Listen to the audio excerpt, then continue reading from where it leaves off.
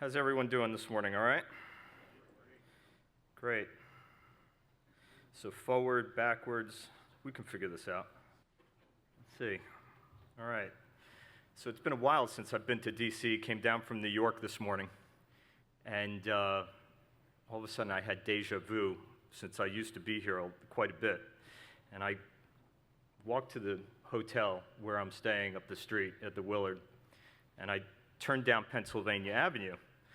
And on my way over here, Starbucks asked me on my phone if I wanted a tall cappuccino and a French donut.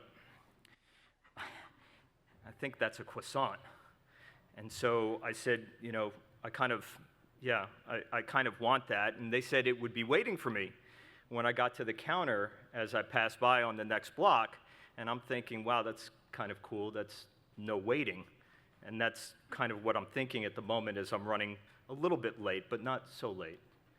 And I was trying to figure out how Starbucks knew that I was hangry for a croissant and a cappuccino, and I couldn't quite figure it out. And in the next moment, literally 2 minutes later, Lowe's apologized that I could not find a store representative in Lowe's the other day when I was looking at this power saw, which, by the way, I never look for. And they said that they would ship it to me free of charge, and it would be at my house within a day, and they would ship it at no cost because of the inconvenience. And I'm kind of thinking, who was watching me when I was in the store the other day, and what's going on here? And then I figured, well, kind of who cares? I want the saw, so send it to me. And then literally 2 minutes later, the North Face said that there was a perfect ski jacket to match my ski pants, and that I could get it in time for my ski trip. And I'm like, really? And I could get it 30% off. And I'm thinking, wow, that's kind of cool. I'm thinking, but who told them that, my dog ripped the other one to shreds last week? That was kind of interesting also. And so I'm thinking, wow, in the span of one city block, I had my breakfast.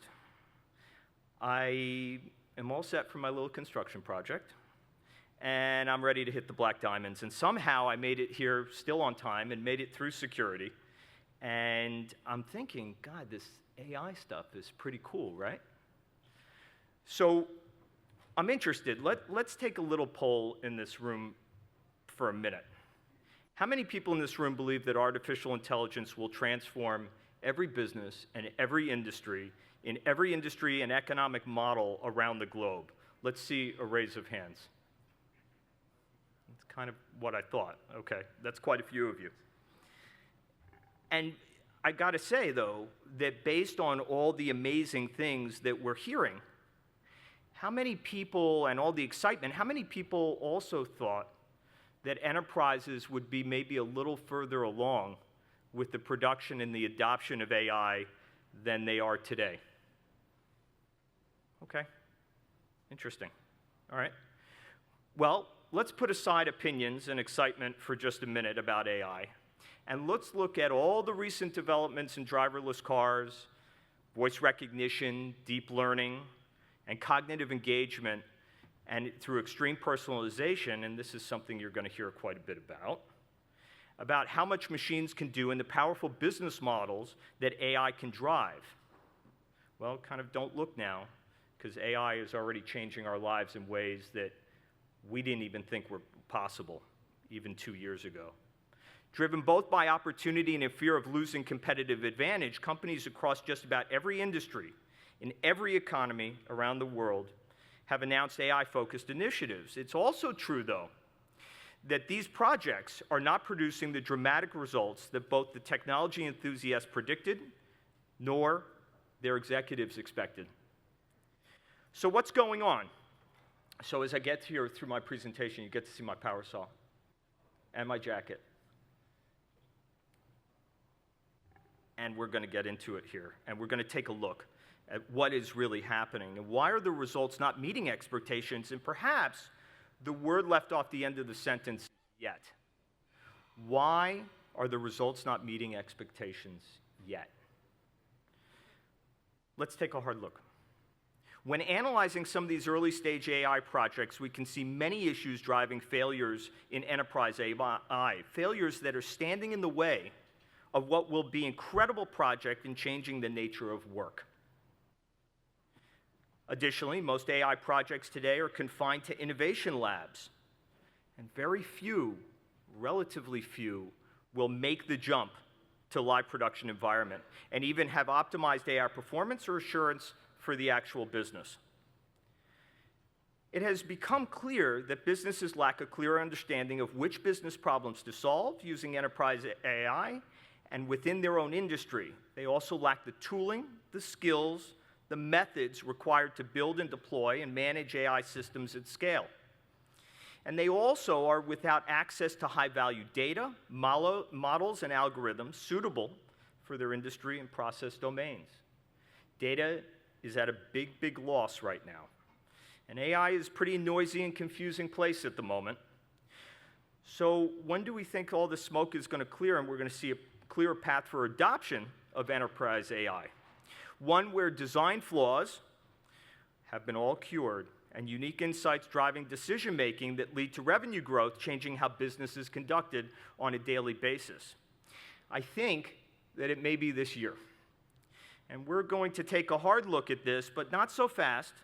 We must first understand the current status and issues of companies who are facing enterprise AI, and why they need to do, and what they need to do, to overcome various issues and make progress towards meeting and exceeding business objectives. First, there it is. There's no question that AI is going to kill jobs. We're already seeing it. However, the opportunity for augmenting jobs with AI is significantly larger than the replacement of humans alone. AI, like every major technology innovation, will disrupt and dislocate some jobs, and there's no doubt about it. And yes, AI-related technologies are projected to kill somewhere between 5 to 7 million jobs by 2020. But there are billions, billions of global workers that will be dramatically enhanced and improved through AI. Not to mention an entire class of new jobs that AI will bring about and introduce new employees to the economy. But with all of this discussion surrounding masses of employees that AI will displace, I have to remind everyone in this room that we have been here many, many times before. Let's transport all of ourselves back to the 1800s for a minute. We were all alive then, right? And during that time, there were people that rode around on horseback lighting kerosene lamps every night and putting them out every morning. And when the light bulb was invented in 1879, yes, that guy was out of a job, but he got a better job in the light bulb factory. Most recently in the 1990s, the dot-com boom, it was assumed that the days of brick and mortar were all but over. Every store was going to close, and everyone was going to be out of a job tomorrow. And yes, some stores closed. But these employees got better jobs. They went to work at the likes of Amazon and Walmart and Barnes & Noble and advanced technology and fulfillment centers. And today, these employees, when you think about it, who once tendered cash registers or filled in stock rooms, are better equipped, better trained, and now ready for the technological advancements that we're going to see today. But second, big data and analytics are also AI. I can make a bigger argument, though, that big data will ultimately be the root at the success of enterprise AI by driving cognitive engagement through, here it is again, extreme personalization, leading to a greater level of customer success and increased revenue growth. Big data, pretty cool things that computers do, that are used in building enterprise AI and intelligent systems of engagement. However, it's clear that many people in the enterprise fundamentally misunderstand or don't understand the use of this data. Well, let's hang on for a second on that comment. To understand data, you don't have to look any farther than a place that we all know, and it's called Netflix. Nearly 5 years ago, A show that followed the lives of inmates in a women's prison shook up television. Orange is the New Black became an unexpected hit and helped put Netflix on the map as the creator of innovative original entertainment. The show pushed boundaries with its dark humor and diverse cast, becoming Netflix's most watched original series. And Orange is the New Black isn't just great television, it's also an example of data-driven creativity in action, happening right before our eyes. There's been a recent explosion of shows produced by Silicon Valley companies. We all know who they are: Amazon, Hulu, Netflix. And with it has come a fear that entertainment will increasingly be shaped by analysts crunching numbers rather than creatives following their artistic vision. And mind you, it's not just television. It's where I work. It's Broadway. It's London's West End. It's in the entire movie industry. But I'm optimistic. I'm optimistic because 5 years in, Netflix is using data in a much different way. They are using data to give people a place to shine. Netflix's foray into original content now demonstrates exactly the opposite of what everyone thought. Data-driven platforms are giving high-quality, innovative entertainment their time. And why? Because they can connect content and audiences in ways that broadcasters simply never could. And they're doing it every single day right now. So, what's that mean? Let's dig a little deeper. Digital platforms like Netflix have more data on consumer tastes than any entertainment company has ever before. And I think that that's probably pretty obvious to everyone here. But people are not really understanding how Netflix is using this data. In fact, Netflix and others are not, for the most part, using their data to make creative decisions about how to produce content at all. They're employing the data to match viewers to the content that meet their tastes. There it is again, extreme personalization. And that's what data is all about. When it comes to finding and supporting an award-winning show, like Orange is the New Black, Netflix's advantage wasn't knowing that there was a critical mass of fans with women-led ensembles, or the creator of the previous hit, which was Weeds. Any broadcast executive in Hollywood could have figured that one out. However, Netflix's competitive edge was knowing exactly who the critical mass of fans were and being able to serve the show directly to them. And that's exactly what they did. And many people may fear that the trend of more media content coming from data-driven platform companies instead of industry insiders, from eggheads instead of creators. But the truth is that it lets the creators shine by finding an audience for their work, no matter how esoteric it may be. Rather than killing creativity, perhaps, just perhaps, that big data AI is fostering a whole new age of creativity. That this is the precise meaning when we say changing the nature of work. Third, NLP, machine learning, deep learning are also AI. That's not going to work anymore. You'll follow along with me. But they're just tools, techniques for complex pattern recognition, and similar to other tools such as algorithms for search engines and email spam filtering. Thank you. Composing enterprise AI systems to NLP or machine learning or deep learning is like comparing wrenches and a fuel pump to the entire car. Fourth, automation for robots and chatbots are also AI. We're seeing a lot of this kind of stuff, but they mostly handle rule-based work and structured data inputs. They do not handle judgment-based work and unstructured data. They themselves are not intelligent, and they do not proactively provide personalized, contextual, and explainable insights to humans, just like good AI systems should, and they will. Fifth, enterprise AI cannot be black box technology. There's one simple fact that cannot be overlooked. Until it's addressed, the adoption of enterprise AI will not hit its stride. Enterprise risk and compliance officers will simply not accept AI that cannot be explained, or makes important decisions without accountability, or worse yet, is destructive.